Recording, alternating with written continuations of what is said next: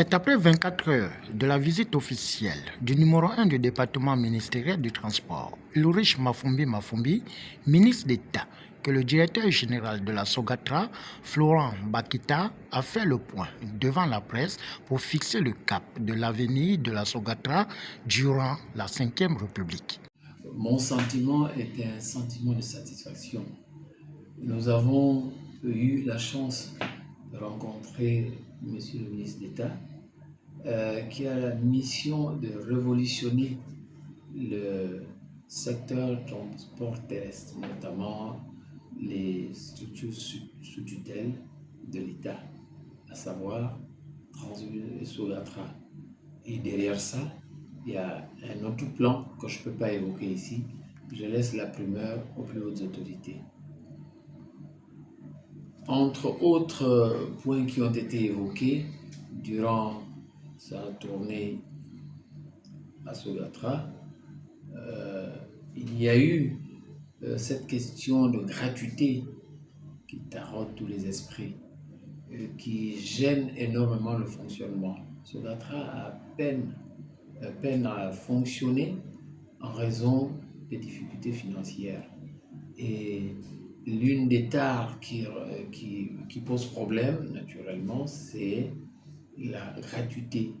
C'est vrai, derrière il y a une subvention, mais qui n'est pas reversée à la Sogatra.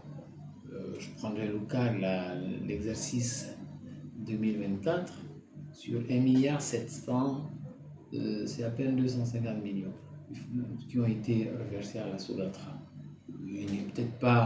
Ce n'est peut-être pas l'occasion de parler des chiffres, mais ça s'explique aussi par le fait que l'État, je vais dire les gouvernements actuels, ont trouvé notre pays dans un état de dérèglement avancé en termes de ressources financières et les dysfonctionnements qui ont été observés sont une preuve patente. La situation dégradée sur plusieurs axes, notamment l'axe administratif, surtout le volet outils de production. Sur le plan, évidemment, vous direz que c'est peut-être pas grand-chose, mais c'est essentiel. Vous ne pouvez pas avoir une structure de production comme la nôtre qui n'a pas un cadre organique. Nous avons travaillé, mes équipes et moi, pour produire un certain nombre de textes qui vont désormais donner une valeur juridique à notre existence.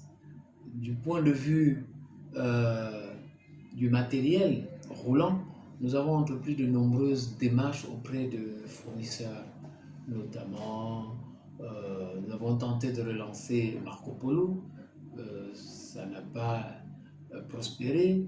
Nous avons travaillé avec j'allais dire Yutong, c'est la Chine.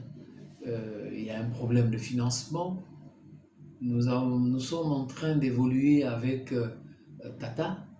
Là-bas, les perspectives sont encourageantes. Je pense que dans les semaines qui suivent, nous allons recevoir des bus neufs. Je demande d'abord à mes collaborateurs de veiller à ce que la collaboration, j'insiste, le travail collaboratif doit être une exigence au sein de notre organisation. Je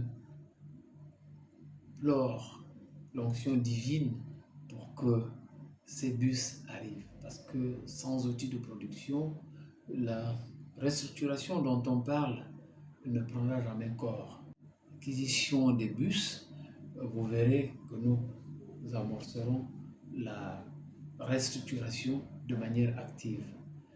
Et aux autorités, je voudrais demander très respectueusement la mise à disposition des subventions et de la recette, donc la contrepartie du travail, de la gratuité, qu'elle nous soit reversée pour pouvoir fonctionner de manière optimale.